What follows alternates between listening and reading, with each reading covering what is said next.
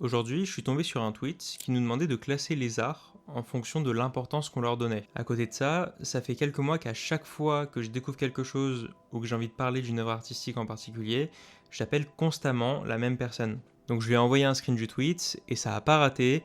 On a eu une grosse discussion sur ce qu'on aimait et sur l'art en général. On a fait un classement et on a discuté de nos listes interminables de choses à découvrir, des choses qu'on ne connaît pas encore mais qui sont déjà ultra importantes pour nous. Et il y a un truc assez intéressant qui est sorti de cette discussion, c'est l'intérêt gigantesque qu'on porte à la découverte d'œuvres artistiques. Globalement, on est tombé d'accord sur le fait que si on pouvait vivre seulement du fait de découvrir des œuvres d'art, on signerait sans aucune hésitation. Et ça m'a donné l'idée de cette vidéo parce qu'on est quand même assez nombreux à vouloir se cultiver, à vouloir emmagasiner des références, des histoires et à vouloir expérimenter tous les arts. Et cette discussion, elle m'a fait prendre conscience qu'on n'aurait jamais le temps de tout voir, qu'on n'aurait jamais le temps de tout lire, ou de jouer, ou d'écouter des musiques. Mais moi, elle m'a aussi questionné sur cette obsession que j'avais vis-à-vis de l'art. Parce que justement, ce ne sont que des œuvres, ce ne sont que des images, ce ne sont que des bruits. Alors pourquoi certaines d'entre elles provoquent chez moi un sentiment, un frisson dont je me souviendrai tout le temps? Le but de cette vidéo, c'est pas de dire que l'art c'est génial, ni d'analyser pourquoi ça l'est. Je vais juste essayer de me replonger dans des souvenirs importants, des canon events comme on pourrait dire, mais qui ont fabriqué le rapport que j'ai avec l'art que je côtoie aujourd'hui. Donc le but c'est vraiment de partager des souvenirs qui sont très forts, et avec un peu de chance, ça tombera entre les mains de gens curieux ou de gens qui peuvent s'identifier à ce que je vais raconter.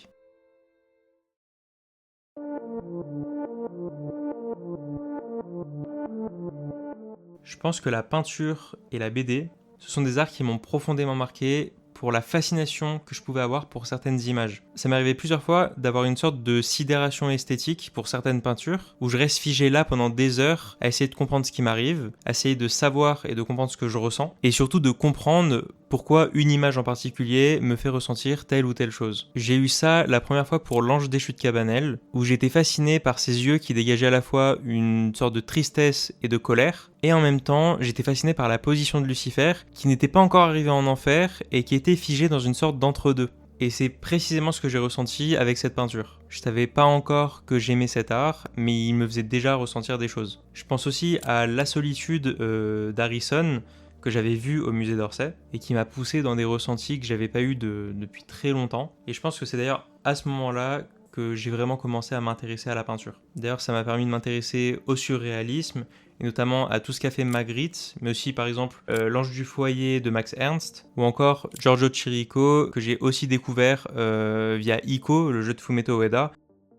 Pour la BD, j'ai découvert que l'image et la bulle, plus généralement, ça pouvait raconter des choses différemment. Par exemple, la BD, ça a été mon premier rapport au fait de casser le quatrième mur dans la narration. Et c'est une situation ultra bizarre quand on y pense, puisque le personnage qui n'existe pas dans notre réalité commence à interagir avec nous et prend conscience que c'est un personnage de bande dessinée. Et là, je pense beaucoup à ce qu'a fait Marc-Antoine Mathieu, et notamment avec Julius Corentin Hackfack. Ça a été ma première grosse claque pour le quatrième mur qui se brise, parce que le personnage sait qu'il est dans une BD, et ça permet au format de la BD de changer.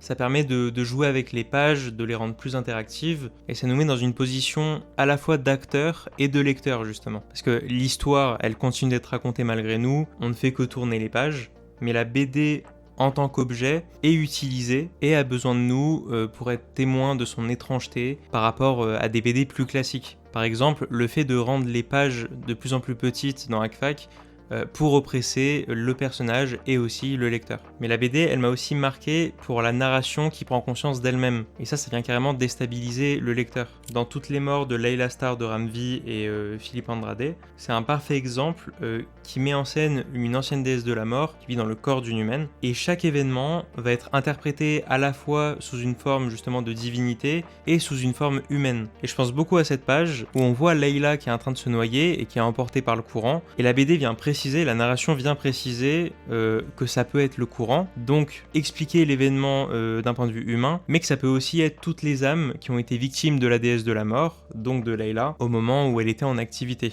Et plus généralement, les arts picturaux m'ont vraiment appris à lire une image. Ça m'a permis d'apprendre à la ressentir, à l'appréhender, à savoir si elle me touche, et si oui, pourquoi elle me fait tel ou tel effet justement. Aujourd'hui, c'est quelque chose qui me fascine et qui me stimule toujours autant, et ça m'a permis de développer une fascination pour les formes et les couleurs, et à savoir ce qu'elles signifient concrètement.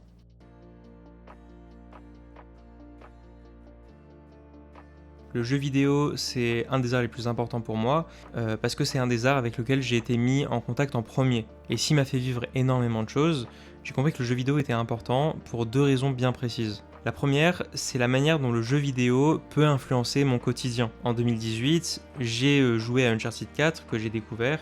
J'étais déjà un fan de la licence, et c'est la première fois que j'ai eu une obsession pour la période de l'âge d'or de la piraterie. Alors j'avais déjà fait Assassin's Creed Black Flag avant, mais c'est le mythe de Libertalia qui m'a vraiment emporté dans le mouvement, et qui m'a poussé à faire des actions dans la vraie vie que j'aurais jamais fait si j'avais pas joué à Uncharted 4. Concrètement, c'est la première fois qu'un jeu me pousse à acheter des livres, à faire des recherches, à écrire des dizaines et des dizaines de pages sur des profils atypiques de la période, sur le mythe de Libertalia justement, et globalement ça m'a permis d'avoir une vision plus analytique sur ce que j'aimais. Je faisais des recherches alors que j'avais 17 ans à l'époque. Et en fait, ce qui m'a le plus surpris avec Uncharted 4, c'est pas tant le fait de partir à l'aventure et de trouver une cité qui est perdue, c'est la manière dont le jeu nous mettait en contact avec les pirates. Ça passait souvent par des énigmes, et ça passait aussi par des œuvres d'art, par des portraits, par des peintures, par des sculptures, par l'architecture. Et les énigmes, personnellement, elles me poussaient constamment à apprendre 2-3 éléments de culture générale pour être prêt pour les prochaines épreuves du jeu, justement. Et ça, il n'y a que le jeu vidéo qui me l'a fait vraiment ressentir.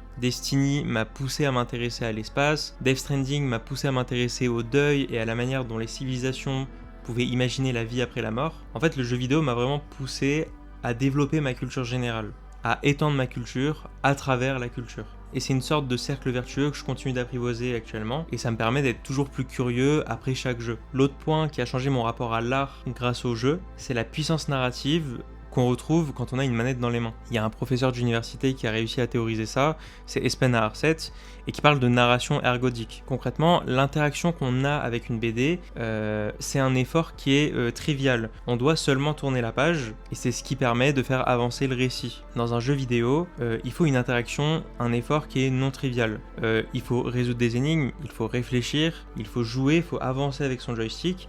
Sans ces actions-là, on ne peut pas avancer dans l'histoire, on ne peut pas faire avancer le scénario. Donc le jeu vidéo demande aux joueurs d'être actifs. Et c'est précisément cet effort qui m'a bouleversé dans certaines de mes expériences vidéoludiques. Dernièrement, j'ai fait Kern, un jeu d'escalade développé par The Game Bakers et qui va bientôt sortir. C'est un jeu très punitif qui demande de se concentrer sur chacune des actions qu'on fait, et l'intensité qu'on ressent dans le jeu, elle est pressante justement parce que je fournis un effort non trivial. Je fais un effort avec ma manette parce que je stresse à chaque fois que je viens poser ma main ou mon pied sur un des rochers. Et le jeu vidéo est un art important parce qu'il permet cette intensité-là. Il permet une intensité dans l'interaction et par conséquent une intensité émotionnelle parce qu'on est impliqué totalement avec le personnage du jeu. Parce que la mort de mon personnage, ou en tout cas les actions qui vont se produire, dépendent de ce que je fais avec la manette. Et c'est ce qui fait que le jeu vidéo est devenu en tout cas un art très important pour moi.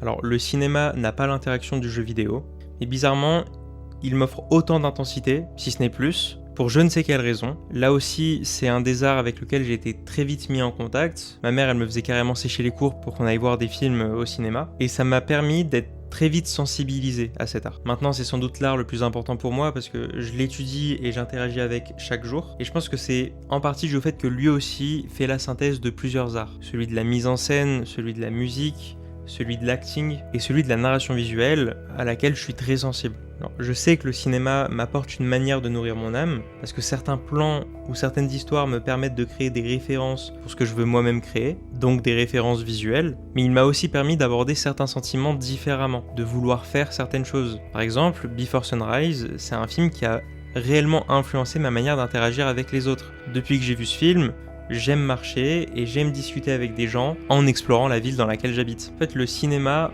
offre des champs d'action qu'on peut s'accaparer par mimétisme parce que ça nous correspond et parce qu'on se comprend et on comprend mieux les personnes qui nous entourent. Il y a l'exemple de Before Sunrise, mais ça nous donne aussi l'exemple de ce qu'on ne veut pas du tout faire. Le cinéma, il arrive à figer des comportements qui sont extrêmement humains. Et là, je pense par exemple à Eternal Sunshine of the Spotless Mind, qui montre que malgré le côté tragique d'une relation, ça sert à rien de l'effacer. Ça va pas enlever la souffrance. Personnellement, c'est un film qui m'a appris à mieux comprendre mes douleurs intérieures, et ça m'a peut-être même permis de plus voir ces choses-là comme des problèmes. Le cinéma, ça a ça de magique, qui me fait constamment expérimenter des choses que je vis dans la vraie vie. Et ça me permet malgré tout de mieux comprendre ce que je suis en train de ressentir.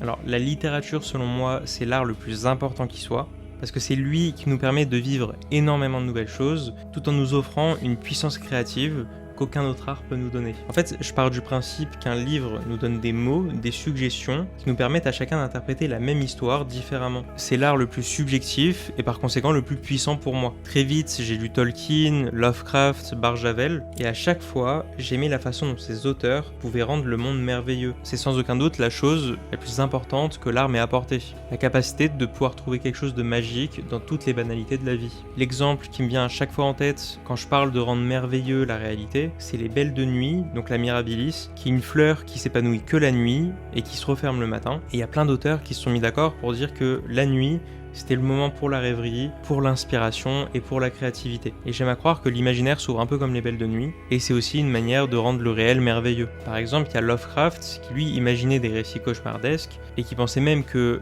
le monde dans lequel on vit, c'est le produit du rêve d'Azathoth, qui est une entité du chaos. Tolkien, lui, il a imaginé des langues, il a imaginé un monde, et il utilisait l'arbre d'Amalion pour parler de sa créativité.